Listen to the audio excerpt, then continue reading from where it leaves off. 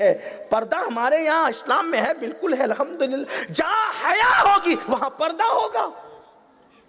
اسلام بھی حیا کی بات کرتا ہے۔ ہندوستان کی مٹی میں بھی اللہ نے حیا رکھی ہے، اور مجھے ایسا لگتا ہے کہ اس مٹی میں حیا اس لیے ہے کہ سب سے پہلے با حیا اسی زمین پہ آیا آدم کی شکل میں۔ ان کے قدموں کی برکت ہے کہ اس مٹی میں حیا ہے۔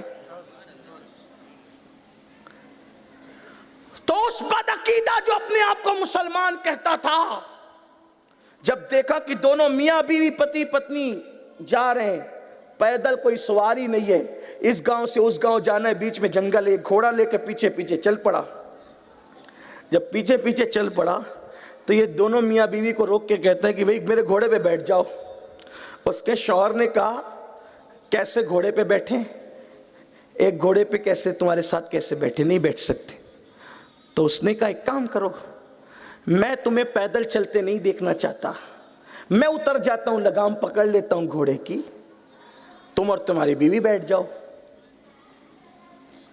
انہوں نے کہا نہیں بھئی، ہمیں تیری آنکھ میں کچھ اچھا نظر نہیں آتا۔ تو وہ جو عورت تھی نا، اس کی بیوی، اس نے کہا کہ ہم بیٹھیں گے، ایک شرط ہے، تم کوئی ضمانت دو، کوئی گارنٹی دو، عہد دو، ہم بیٹھ جائیں گے۔ اب وہ تھا تو بدعقیدہ، کلمہ پڑھتا تھا، لیکن ظاہر سی بات ہے ہر مسلمان کلمہ پڑھنے والا اچھا ہو، یہ کوئی ضروری تھوڑی ہے، کچھ تو ایسے بدبخت بھی ہوتے نا، اور وہ بڑی تفصیل ہے، اس میں بھی میں اس کی طرف نہیں جاتا، لیکن ہے تو ایسے کہ زبان سے کلمہ پڑھتے اندر کوئی کلمے کا اثر ہوتا بھی نہیں نا، ایسے بدبخت بھی تو ہیں نا۔ تو اس نے کہا کس کی ضمانت چاہیے؟ کس کی ضمانت چاہیے؟ کون سا عہد چاہیے؟ اس کی زبان سے پٹ نکلا، کیونکہ اس کی بات زبان پہ بار بار غوث غوث یا غوث یا غوث یا غوث تھا۔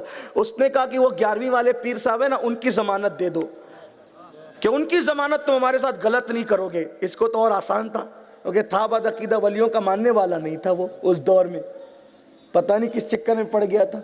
اس لیے کہ وہ دور ہے، ابھی انگریزوں کی آمد شروع ہو چکی تھی۔ آپ تاریخ پڑھ لیں، راجہ رنجیت سنگھ کا جو تھا، یعنی ابھی بدعقیدگی کے جراثیم ہندوستان میں شروع ہو چکے تھے۔ جس طریقے سے ابھی وہ ایک نیا وائرس آ گیا نا، جیسے تو ابھی 5 مریض آپ کے یہاں بھی تو کیسے تھوڑے سے شروع ہوئے نا، تو ایسے اس دور میں وہ بدعقیدگی کے جراثیم شروع ہو گئے تھے۔ سب کو نہیں لگے تھے، ایسے چند کو لگے تھے، اور باقی سب لرزہ بر اندام تھے۔ تو یہی ہوا، اس کو کہا کہ بڑے پیر صاحب کی ضمانت دے دو۔ اس نے کہا فوراً ہاں بالکل بڑے پیر صاحب کی ضمانت۔ تو کہا کہ اچھا سوار ہو جاؤ۔